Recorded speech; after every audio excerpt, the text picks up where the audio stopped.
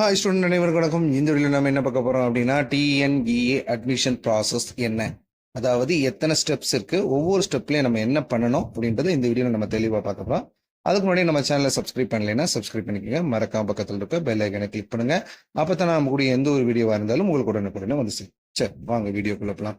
So இந்த TNEA admission அப்படின்றது engineering காலேஜுக்கான admissions. இது கவர்மெண்ட்டு எய்டடு, அதே மாதிரி செல்ஃப் சப்போர்ட், இதுல இருக்கக்கூடிய எல்லா காலேஜுக்குமே இந்த அட்மிஷன்ஸ் வந்து பொருந்தும்.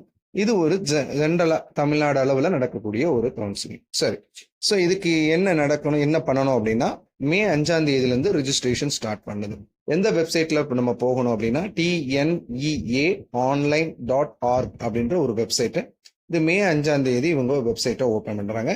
அந்த வெப்சைட்ல போயிட்டு ஃபர்ஸ்ட் நீங்க ரிஜிஸ்ட்ரேஷன் பண்ணணும். ரிஜிஸ்ட்ரேஷன்ல என்ன கேட்பாங்க அப்படின்னா உங்களுடைய நேம், பேரண்ட்டுடைய names, mobile number, email ID, அதுக்கப்புறம் ஒரு யூசர் ஐடி, பாஸ்வேர்டை கிரியேட் பண்ண சொல்லுவாங்க. ஸோ ஃபர்ஸ்ட் நல்லா தெரிஞ்சுக்கோங்க, ஒரு மெயில் ஐடி உங்களுக்குன்னு கிரியேட் பண்ணி வச்சுக்கோங்க. அதுக்கப்புறம் மொபைல் நம்பர், இது ரெண்டும் கம்யூனிகேட் பண்ற மாதிரி இருக்கணும். ஏன்னா உங்களுக்கு எல்லா இன்ஃபர்மேஷனும் இதில் தான் வரும். ஸோ அந்த யூசர் ஐடி, பாஸ்வேர்டை கிரியேட் பண்ணுறது ரொம்ப முக்கியம். ஸோ ரிஜிஸ்ட்ரேஷன் மே 5ஆம் தேதியை நீங்கள் பண்ணிக்கலாம். ஓகே, நீங்கள் மே 5ஆம் தேதி ரிஜிஸ்ட்ரேஷன் பண்ணதுக்கப்புறம் உங்களுக்கு வந்து ரிசல்ட் வந்து 6ஆம் தேதி வரலாம் அப்படின்னு சொல்லியிருக்காங்க, அல்லது 9ஆம் தேதி. ஸோ 9ஆம் தேதி தான் அஃபிஷியலாக இன்னும் இருக்குது. மேபி ரிசல்ட் எல்லாம் ப்ராசஸ் எல்லாம் முடிஞ்சிருச்சு, பேப்பர் வேல்யூஷன் ப்ராசஸ்ஸு. ஸோ அதனால மேபி 6ஆம் தேதி ரிசல்ட் பப்ளிஷ் பண்ணாங்கன்னா அந்த ரிசல்ட்டோடைய வேல்யூ, உங்களுடைய மார்க்கை பார்த்துட்டு அந்த மார்க்கை வச்சுட்டு நீங்கள் அப்ளிகேஷன்ஸை ஸ்டார்ட் பண்ணலாம். ஃபஸ்ட்டு ரிஜிஸ்ட்ரேஷன், அதுக்கப்புறம் இங்கே யூசர் ஐடி, பாஸ்வேர்டை வச்சு தான் நீங்கள் அப்ளிகேஷனே ஸ்டார்ட் பண்ண முடியும். ஸோ அப்ளிகேஷன்ஸை நீங்கள் ஸ்டார்ட் பண்ணலாம். ஸோ ஸ்டார்ட் பண்ணோடனே உங்களுடைய மார்க் எல்லாத்தையுமே என்ட்ரு பண்ணி ரெடியாக வச்சுக்கலாம். அதுக்கப்புறம் டாக்குமெண்ட் அப்லோட் பண்ணணும். ஸோ இந்த டாக்குமெண்ட் அப்லோடு எப்படி பண்ண முடியும் அப்படின்னா உங்களுக்கு 12th ரிசல்ட்லாம் வந்ததுக்கப்புறம் ஒரு ப்ரொவிஷனல் மார்க் ஷீட்னு ஒரு 3 டேஸ்ல கொடுப்பாங்க. இந்த 9ஆம் தேதி ரிசல்ட் பப்ளிஷ் பண்ணுறாங்கன்னா அங்கிட்டு ஒரு 3 டேஸில் உங்களுக்கு வந்து ப்ரொவிஷனல் மார்க் ஷீட் வந்து ஸ்கூலில் வாங்குற மாதிரி சொல்லுவாங்க. ஒரு சில நேரங்களில் வெப்சைட்லேயே நம்ம டவுன்லோட் பண்ணிக்கலாம். ஸோ அந்த இதை நீங்கள் வந்து டவுன்லோட் பண்ணதுக்கப்புறம் அந்த டாக்குமெண்ட்ஸ் எல்லாமே, ஸோ இது மட்டும் இல்லாமல் கம்யூனிட்டி சர்டிஃபிகேட்டு, ஃபஸ்ட்டு கிராஜுவேட்னா ஃபஸ்ட்டு கிராஜுவேட்டுக்கான சர்டிஃபிகேட்டு, இது எல்லாத்தையுமே நீங்கள் வந்து அப்லோட் பண்ணணும். ஸோ அப்லோட் பண்ணி ஃபினிஷ் பண்ணதுக்கப்புறம் அதுக்கான பேமெண்ட் 500 rupees பே பண்ணுற மாதிரி இருக்கும். இந்த அப்ளிகேஷனுக்கு எல்லாம் ஃபில் பண்ணி முடிச்சதுக்கப்புறம் தான் அப்ளிகேஷன்ஸ் வந்து க்ளோஸ் ஆகும். ஸோ இந்த அப்ளிகேஷன் க்ளோஸ் ஆகிறதுக்கு ஒரு டேட் சொல்லுவாங்க, அதுக்குள்ளே நீங்கள் ரெடி பண்ணிடலாம். ஸோ அப்ளிகேஷன்ஸ் எல்லாம் முடிஞ்சதுக்கப்புறம் உங்களுக்கு டாக்குமெண்ட் வெரிஃபிகேஷன் நடக்கும். ஸோ சர்டிஃபிகேட் வெரிஃபிகேஷன், இந்த சர்டிஃபிகேட் வெரிஃபிகேஷன்ஸ் வந்து ஆன்லைன்லேயே நடந்துடும். நீங்கள் நேரடியாக எங்கேயும் போக வேண்டியதில்லை. ஸோ அவங்களே டிஎஃப்சி சென்டர்னு சொல்லுவாங்க. ஸோ நீங்கள் அப்ளிகேஷன் ஃபில் பண்ணும்போது உங்களுக்கு தெளிவாக சொல்கிறேன். ஸோ அவங்க வந்து அந்த சர்டிஃபிகேட்ஸ் எல்லாம் ஒரிஜினலாக கரெக்டானு வெரிஃபை பண்ணிடுவாங்க. வெரிஃபை பண்ணிவிட்டு ஃபஸ்ட்டு ரேண்டம் நம்பர் பப்ளிஷ் பண்ணுவாங்க.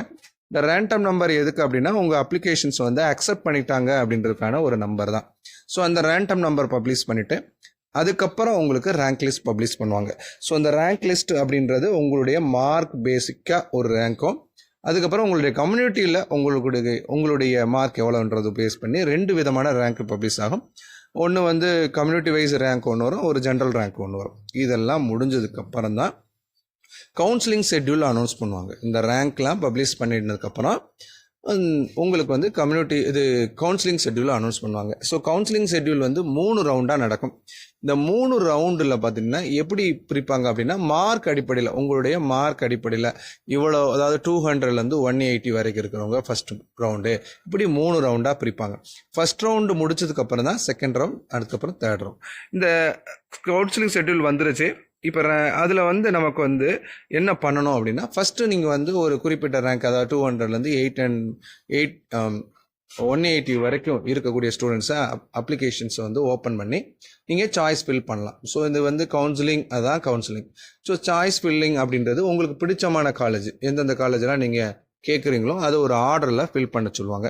ஸோ அந்த ஆர்டரில் நீங்கள் எல்லாமே ஃபில் பண்ணதுக்கப்புறம் அவங்க வந்து சீட் அலாட்மெண்ட் கொடுப்பாங்க. நீங்கள் கொடுத்துருக்க ஆர்டரு வச்சு உங்களுடைய கம்யூனிட்டி, உங்களுடைய கட் ஆஃபு, அதுக்கப்புறம் உங்களுடைய இதெல்லாம் பார்த்து ப்ரிஃபரன்ஸை பார்த்து உங்களுக்கு ஒரு சீட்டு, ஒரே ஒரு காலேஜ் மட்டும்தான் வரும்.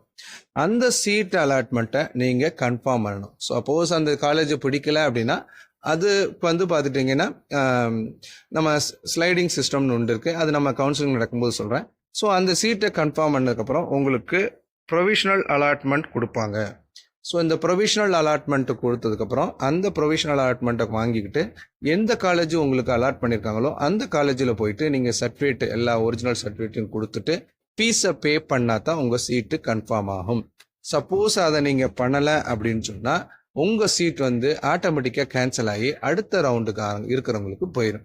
அதனால தான் இப்போ பழைய பேட்டர்னில் எப்படின்னா லாஸ்ட் டே வரைக்கும் 3 கவுன்சிலிங் முடிகிற வரைக்கும் 3 ரவுண்டு முடிகிற வரைக்குமே நம்ம வந்து ஃபீஸ் பே பண்ணுறத வெயிட் பண்ணிக்கலாம். பட் இப்போல்லாம் அப்படி கிடையாது. ஃபஸ்ட் ரவுண்டில் வர்றீங்கன்னா ஃபஸ்ட் ரவுண்டுக்குள்ளேயே நீங்கள் பே பண்ணி அந்த சீட்டை கன்ஃபார்ம் பண்ணணும். அப்படி இல்லைன்னா உங்கள் சீட் வந்து கேன்சல் ஆயிரும். ஓகேங்களா? ஸோ அதனால் அமௌண்ட்டு இந்த ஃபீஸுக்கான அமௌண்ட்டுமே கவுன்சிலிங் நடைபெறும்போது நம்ம ரெடியாக வச்சுருக்கணும். அந்த ஒரு 1 வீக்குள்ளே ஃபஸ்ட் ரவுண்டு முடியுது அப்படின்னா அந்த 1 வீக்குள்ளே போய் நீங்கள் பணத்தை கட்டி ஜாயின் ஆகிற மாதிரி இருக்கும். ஸோ இதுதான் டிஎன்இஏனுடைய கவுன்சிலிங் ஷெட்யூல். ஸோ இது மாதிரி ஒவ்வொரு இன்ஜினியரிங் அட்மிஷன்லேயும் இருக்கக்கூடிய நுணுக்கங்களை வந்து நம்ம சேனலில் அப்படியே அப்டேட் பண்ணியிருப்போம். தொடர்ந்து நம்ம சேனலில் பாருங்கள். தேங்க்யூ. நீங்கள் இந்த வீடியோ நீங்கள் மட்டும் பார்க்குறதாம உங்கள் ஃப்ரெண்ட்ஸ் எல்லாருக்கும் ஷேர் பண்ணுங்கள். கண்டிப்பாக அவங்களுக்கு ஒரு கிளாரிட்டி கிடைக்கும். தேங்க்யூ.